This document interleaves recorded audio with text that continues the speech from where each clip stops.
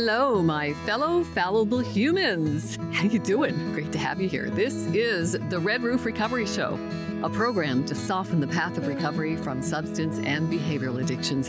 And it's not just for addictions, it's for life. I'm your host, Tanya McIntyre. I'm here with you every week to share my experience around my own recovery from drugs and alcohol. And I want to thank my friend, my mentor, a very talented singer, songwriter, musician by the name of Russell Allen Scott, for gifting me the use of this beautiful theme song. It's called Greatest Bravery. I created Red Roof Recovery from Greatest Bravery. It took great bravery for me to come out of the closet talking about my drug and alcohol addictions. And I created Red Roof Recovery to provide not only a unique program for residential recovery treatments, but also to develop a relapse prevention and maintenance program, all designed to help you create a sustainable recovery. All of these programs are based on the principles of CBT, cognitive behavior therapy, along with various other tools of therapy. Red Roof Recovery focuses on tools of therapy rather than schools of therapy because there are literally hundreds of tools to choose from. The key is to find the tool that works for you. This is about you and your recovery, and we're all different. Once you find something to help you abstain from harmful substances and behaviors, then you grab onto that and do more of it. On this episode of the Red Roof Recovery Show, I thought it would be fun to do a synopsis of the last 4 episodes. We covered the 4 keys to higher consciousness. And those 4 keys to higher consciousness are shutting down the inner dialogue, banishing doubt, cultivating the witness, and taming the ego. Well, yeah, it's amazing that we got it all done in 30-minute shows. And then Tammy Bannon was with us for a couple of those shows, specifically the last episode when we were trying to tame the ego. So I'm so grateful to have Tammy Bannon back with us for this episode of the Red Roof Recovery Show as we do this synopsis on the 4 keys to higher consciousness. Those of you who know our show know that Tammy Bannon is one of my favorite people. She's a successful Ontario realtor, and she's an expert NLP person, neuro-linguistic programming. And we were just talking about how challenging it can be sometimes to have a friend who's an expert in NLP because she constantly reminds me to watch my language, which can be tiresome. But I love you, Tammy. Thank you. It can be tiresome for me to be me too. So I totally understand that. Yeah. Thank you so much for being here. So taming the ego, it's a huge topic. And I had somebody actually email me at redroofrecovery@gmail.com and talking about the show because she loves how we interact with each other. But she said, you didn't actually do what you said you were going to do on the episode. And that happens a lot because I can skip down the bunny trails very, very easily. Yeah. So I think that's what happened. We were skipping down the bunny trails when we were taming the ego. A lot of taming the ego got sort of caught up in regular conversation. So it might not have been nearly as obvious. So I'm really, really thankful to that person for pointing that out to us. Because taming the ego, as you said, while I disagree, because it's a negative statement, as you said, can be confounding. Like it's complicated, and it seems more than just the 3 little words, tame the ego. Mm-hmm. But again, the most important part about any change is awareness. So we'll talk about when does the ego show up and how can you begin to increase your level of awareness around your own ego. Perfect. So let's just quickly touch upon the other 3 keys to higher consciousness. So we talked about the inner dialogue. That is the incessant chatter, that negative narrative that runs in a loop, never shuts up. I call it the committee in my head. Or not just the negative narrative, any narrative. It's the automation of it that we're attempting to get closer to learn more. The default tends to be a negative narrative. So once we become aware of that, then we can intercept with positive things. Correct. Inputting more positive things. Banishing doubt is another one. Being selective about what we absorb into our mind. Very, very important. Because our diet is more than what we eat. It's what we watch. It's what we read. It's what we listen to. It's who we're hanging around with. We become the company we keep. So I think it's very important that we keep the company that we're keeping, people who are supportive and loving and encouraging. Like-minded and challenging and growth-oriented. Yes. Yeah. And let's just go back, if you don't mind. I apologize for interrupting. I'm going to try to stay on track too. But banishing doubt, to me, is one of the more difficult ones of those four, because doubt is it's an unconscious state of mind that we've been programmed to find the doubt. It's also a default. Correct. Yeah. Correct. So noticing when you've been doubtful, like things like, and again, in social conversations, doubt has become a normal commiseration. And, like even the weather. So, oh gosh, I hope it's a good day tomorrow. Okay, can you hear doubt there? Right. Yeah. Well, even the word hope. Exactly. Hope suggests. We talked just earlier today, and I think it's brilliant for people to keep this with them. We should have the expectation that it will be the end result we're looking for. As when we flip the light switch on, we just expect that the light will illuminate. We don't go, oh gosh, I hope this time I turn it on, the light comes on. Oh, I hope it'll work. Oh, I hope there's nothing wrong. We don't do that. Our expectation is that we're going to flick the switch and the light's going to come on. We should practice those same things, expectations, in all of our desires, thoughts, and intentions. Intentions, absolutely. Cultivating the witness was another one. Becoming our own witness. Start noticing what you're noticing and nurturing the guru that lives within you. That's what guru means. It's the teacher within. So we're always looking outside of ourselves for answers. And the answers are in here. That's exactly where they are. And a great example or analogy of this one I like to share was, I remember it was a number of years ago. I was driving down the expressway, sitting in my car in the fast lane, probably speeding. But suddenly it occurred to me that if another species or being were watching us, sitting in these steel boxes, driving quickly on a road that's shared by other steel boxes to get to a destination that we must look absurd. That's a witness observation. I now saw myself the way someone outside me might see me. And it entirely changes your perspective on how you see the situation. So cultivating the witness allows you to be the observer. And remember in the stop analogy, stop, take 3 breaths, observe. That's cultivating the witness. Observe your behavior, your feelings, your reaction, your propensity, your intention to move forward. See it as though you're someone else looking at you. And think about how you want to show up. Correct. Right? It's the practicing the pause. I need to practice what I preach. Wait. I did it again. Yeah. You have been. I have been. And it's a process, absolutely. Because it took you years to get to this. So you're unlearning and reteaching. And you're right. It takes practice. Yeah. And another thing I like about cognitive behavior therapy is because oftentimes when we're not practicing that pause, we can show up not being our best selves. And those times, of course, can, in my past, it would fill me with shame and regret. And now it fills me with opportunities to learn. Okay, so what did I learn from that? Well, I learned about how not wanting to ever show up that way again.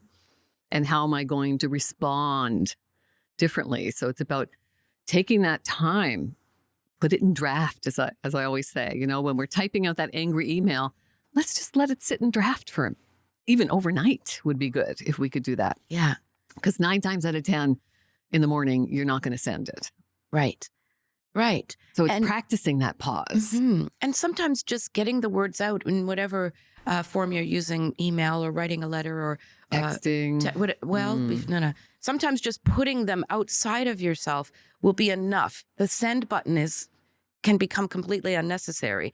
The desire is to get the feeling and the words out, not always to stab and fix the problem. We just want to express.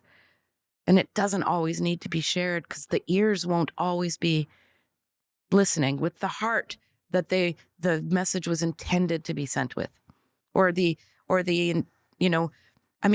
when you respond with an angry email, you're using your emotions. And so they're going to hear with their emotions. And it just creates a platform that takes away. A clash of emotions. Yeah. Mhm. Yeah. Sorry. Yeah. Tanya gave me a coffee this morning. So I'll be talking a little quicker today. I skipped here.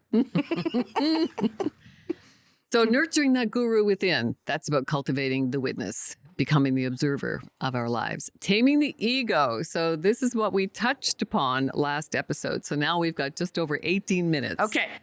To tame the ego. So the message was basically, and I don't even know if we talked about this acronym last episode, EGO, edging good out. So that's how I like to look at ego. So if I notice that I'm edging good out of my life with my actions and behaviors, then I know I need to do a catch it, check it, change it kind of thing. I like that. Catch it, check. I like that a lot. Catch it, check it, change it. Again, that's great because it's the pause. Remember, we talked about the gap. It's the space and the silence that gives you the clarity, right? Catch it. I love that. Say it again. Catch it, check it, change it. I love that a lot. Can't keep that. We have a lot of those slogans Acronyms, in recovery circles. We need them, right? We need that fast stuff to help us not react, to just take the pause and respond. And again, check who you want to be. How do I want to show up? If somebody was telling the story, what do I want them to say about me? Right. That's a very good practice to do. Absolutely. So when we're edging good out of our life, our actions, our attitudes, we are in an unhealthy ego state, because when we talk about ego generally as a society, it's a negative thing. And ego is not negative. We need ego in a healthy state. Well, even if we didn't need it, we can't get away from it. It's part of our id. Id. Yeah. Oh, do you want to get into the 3 stages of ego? Maybe. I'm not sure. 16 minutes. Okay. Right. So that's the id, right? That, what's his name? Freud talked about. Yeah. So again, the most powerful part of any change or anything is awareness, right? And we'll go back to where so finding the guru within, right? The ego is within. So the more you're looking within, the more you're going to see what's in there. And definitely that's where the ego's hanging out. But the connection, and I do remember saying this, so I hope that woman who missed, because we've been bunny trailed, here's this part. But the a good clue to when the ego is involved is, am I going outside of myself? Am I asking, saying, or being a certain way, looking for validation for my actions or my value or my worth? That's the ego involved right away, right? So for instance, sometimes when we're talking with somebody, we can be ego-centered, and that might translate then, I'm not actually hearing you. What I'm doing is waiting for my time to speak, because what I have to say is so important that I have to get it out so that you'll think I'm important too. You see? Yeah. So the ego takes away our ability to hear in an authentic way from the people who are speaking. The ego takes away our self-appreciation and looks for external validation or to make us, seem more valid or valued or worthy.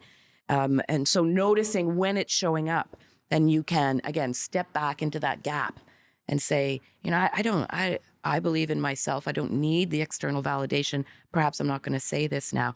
And I want to say that the power to do that brings so much more to your life. When you're not concerned about what the external response will be, you're able to show up with a relaxation that provides more authenticity to emerge from you.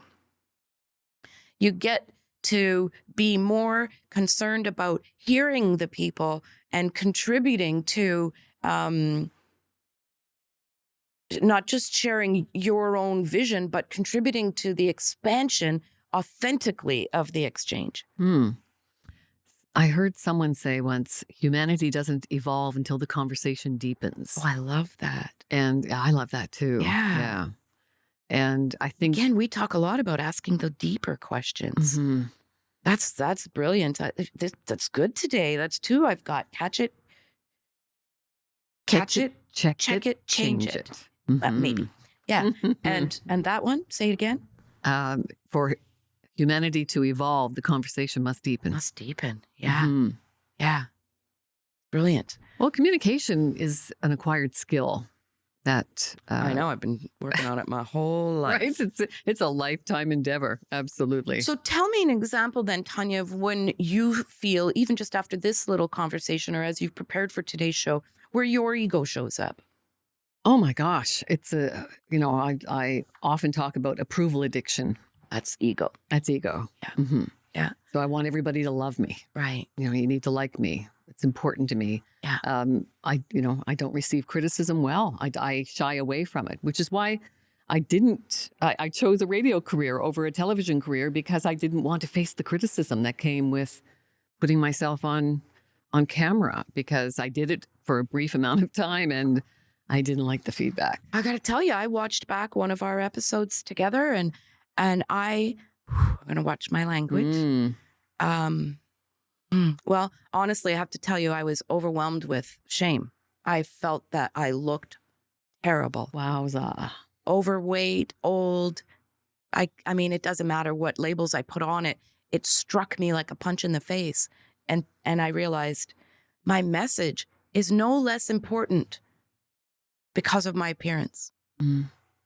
Some of you listening may judge me based on my appearance, and that frankly, that says more about you than it does about me. And so I had to really work through that, looking at myself in that way and still appreciating and loving my message. And it takes work. I showed up to one of the shows with, 2-inch gray roots, and I had to embrace it. My gray roots do not define my value. Mm-hmm. My appearance is not me. That's ego. Yeah. It's ego. And we talk about that a lot in recovery circles when I encourage people to not label themselves an alcoholic or an addict or a junkie or a I druggie. am, the statements Yeah. of I am, that whole Saint Germain wrote a book, the I am discourses, and Wayne Dyer talks about it in a lot of his presentations. How you finish the sentence I am is a cellular command. Mm-hmm. It absolutely is. Mm-hmm. It's like the water experiments. Exactly. It's done with everything now. You can do it with rice as well. An at-home experiment to do with children is a very powerful way to teach them the power of their words. If you just put some cooked rice in a mason jar and have 2 mason jars, same source of rice, and put love on one and hate on the other, and put it away for a while and watch what happens. Fascinating stuff. I brought my grandson a book called The Alphabet for Humanity. And so as our generations grew up, the alphabet was A is for apple, B is for boy, or blah, blah, blah, okay? Well, this new book is mindfulness-based. And so A is for, oh gosh, I wish I could remember now. But anyway, B is for bravery, C is for compassion, D is for diversity. Nice. And it's a beautiful introduction to a new generation of children who will be taught human interaction at its most, at its warmest, most growth-inspired place. And I was having a conversation with somebody about that. And he said, oh, diversity is a pretty big word for a kid to understand. And I said, if you say so. Yeah. Right? But wouldn't you think that learning to operate an iPad for a 4-year-old would be a challenge? And yet, have you seen these young kids operate these electronic devices? Things that we thought were so difficult, which we still do sometimes. The kids pick it up like that. So if we start teaching them things like, or embracing, even accepting, and even conversing about things like diversity and compassion and gratitude and all, then their foundation is way stronger than anything we could have ever imagined. Mm-hmm. So it's only difficult if you think it's difficult. Yeah. What we think about, we bring about. Energy flows where Attention goes. I mean, these are fundamental rules, not unlike gravity, that we've just been steered away from. And I think almost all of the conversations Tanya and I have had on this platform, we're steering you back towards your own humanity. Mm-hmm. So I'm just looking at my notes here about ego edging good out, a message to realign our actions and our intentions. And good can also be subjective. can also Right? be, absolutely Yeah. is subjective. So it's equally important to have an accountability process and partner to help us stay in integrity, I find. We also become the company we keep. I say that a lot. Important to keep a check balance on that confirmation bias that we can allow to creep into our lives sometimes to support an unhealthy attitude or belief. This is a great time to be talking about confirmation bias with the state of our planet currently. It's become a real big topic. And while I don't want to go down that Another trail, bunny trail. looking for confirmation in any avenue is your ego. Yeah. Your ego. So we're getting it now. We're staying on ego. Ego. Yeah. Edging good out. So that's She's giggling on the other end going, thank you. So she was even going to have her husband listen in. Okay. So that was no easy feat for her. So hopefully you've dragged him to the... Yeah, I am me, regardless of what you think of me. Well, we say that all the time in recovery circles again, right? What you think of me is none of my business. None of my business. It's hard to get... Is it? Well, if we say it is, there I go again. I'm getting better at it. I can see some people struggle with it as I evolve through it. Right. I know it to be true, and I'm learning to employ it in my life. I mean, having these sort of reverse affirmations, to get you out of conditional thinking into constructive and crafted thinking for your own evolution. Crafted thinking. I love that. I just made it up. You can have it. Thank you. I owe you one more for today. And it's a practice. And again, we've been so many years being this way. So we'll have to spend some time choosing a different way. Excellent. So yes, those of you who are enjoying this exchange on video, then you can appreciate all of Tammy's concerns about how she was showing up with, great roots and all that stuff. And I have adopted a uniform for Red Roof Recovery, so I didn't have to worry about how I was going to dress. That's part ego. of ego, right? Is that I went to the trouble to come up with a uniform that I could wear on camera, so I didn't have to worry about what I was going to wear. Just imagine for a moment that you knew your child felt this pain, this social pressure of having to be, look, say, do certain things or ways to prove themselves to their peer group. As a parent, that's a painful, painful realization. And you can feel it with them. And yet, when you do it to yourself, you seem to have this, laissez-faire kind of attitude about it. So all we're asking you to do is have that same reverence for yourself as you would for someone you love. And you say it beautifully. Treat yourself like you would treat your best friend. Talk to yourself like you talk to your best friend. Yes, that's what it was. Yeah. Yeah. So once you get into the practice of doing that, talking to yourself like you talk to your best friend, assuming that you talk to your best friends in a nice way. I've heard some friends not talk very nicely about their friends. So assuming that you do talk to your best friends in a nice, supportive, loving, compassionate, kind way, that's how we want to be talking to ourselves. Yes. And just had this conversation yesterday at an AA meeting. I still go to AA meetings. I love the peer support there. And what keeps coming up in AA meetings is self-love and self-worth. That's what people want to talk about. How do I find self-love and self-worth? It's a common theme with people, and not just in recovery circles. I think it's with everybody. Because this isn't just about recovery. It's about life. It's about life. It absolutely Addiction is. is just a part of the living experience. And I mean, let's face it, Mary Morrissey said, so does, most of the people I listen to say, part of the human experience is having adversity. I mean, there's nobody that anybody could say that hasn't experienced some sort of adversity. And how could we appreciate the beauty in our lives without having experienced the adversity? So I have an expression: you're either on your way in trouble, or on your way out of trouble. That's our life experience. And so at this point, and I've shared with, maybe some of you will know, I've had a ridiculously crazy year, and where I was in the trouble. And now I was on my way out. I'm out of trouble now, which means I'm in the gap, which we talk about, right? I'm in the gap. I am riding this wave hard, man. I want this one to last for a really long time before I have another human experience that's taking me back on my way into the, I called it a bad word before. Yeah, it's just riding the waves. Just riding Yeah. the waves of life. The waves and of life. appreciating the present moment of what it's offering you, right? Because I'm a different person than I was before I fell off this bike, before I went up to Nova Scotia and landed back in your beautiful convalescent care. I'm a different person.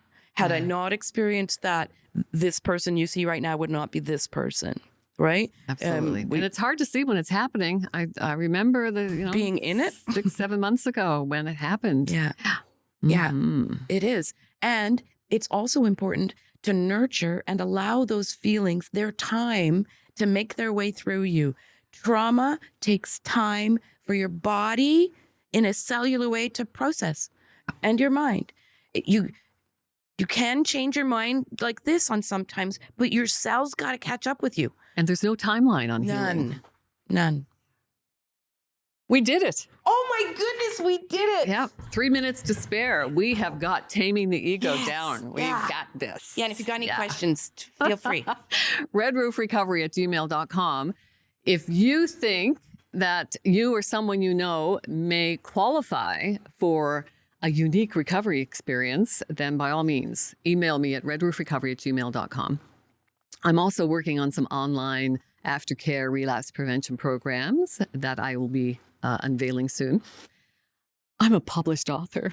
I've got 2 books, both in honor of my philosopher dad. I'm making it a series. I'm working on my 3rd one now. But book number 1 is Mindful Wisdom from my philosopher dad, Sage Advice from a Single Father. And he was a remarkable man and deserves a legacy of greatness. And it's got 3 5-star reviews on Amazon.ca. Nice. Like, I'm telling you, ego. Oopsie, Right? oopsie. Yeah. Second book is called Daily Wisdom from my philosopher dad, some inspiration to guide your days. This one I did to maintain my own mental health through the pandemic. It's set up like a journal with inspirational messages that you can browse through every day, 365 of them for you. And what I really encourage you to do is not only buy my books, but take some time every day in this Daily Wisdom book to reflect on the message and then write down your intentions, your thoughts for the day. Today, for instance, the soul of the world is nourished by people's kindness. Ooh, Beautiful. Yes, there's some pretty deep thoughts in there. And I have found in my life experience that the power of words is extremely powerful. The power of the written word is transformational. It's life transformational. It has been for me, and I hope it will be for you too. So you can get my books at amazon.ca, Philosopher Dad, Daily Wisdom, and Mindful Wisdom.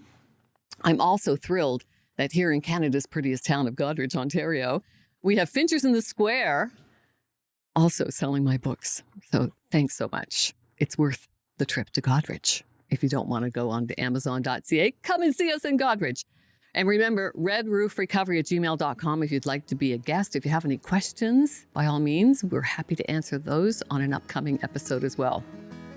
Remember to speak to yourself like you speak to your best friends, assuming that you speak to your best friends in a nice, loving, kind, compassionate way. May the force be with you. And remember, you are the force.